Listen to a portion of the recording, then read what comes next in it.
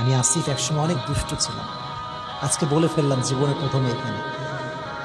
আমি ছিলাম আমার ক্লাসে ফার্স্ট ছাত্র, মানে আউয়াল প্রথম, বাট দুষ্ট ছিলাম মারাত্মক লেভেলে।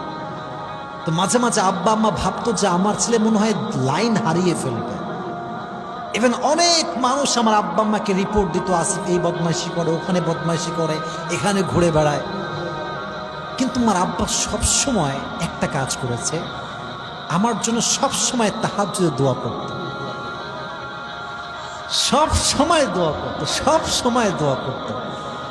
আর তার দোয়া যে কবুল হয়েছে তার প্রমাণটা আজকে আমি এখানে বসে আছি। এটাই তার প্রমাণ, আর কিছু বললাম না, আর কিচ্ছু বললাম না। যাই করো আর তাই করো, আব্বা আম্মাকে মাইনাস করে দিও। মেয়ে জীবনে আসবে আর যাবে,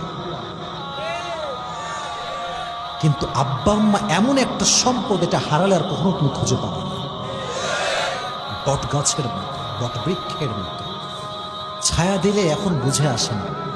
দেখবেন বট গাছ যখন ছায়া দেয় মানুষ মূল্য বোঝে না, যখন কেটে ফেলে আর রোদের প্রখর তাপে মাথার মগজগুলো টকবক করে ফুটতে থাকে, তখন বট বৃক্ষের ছায়ার মূল্য বুঝে আসে।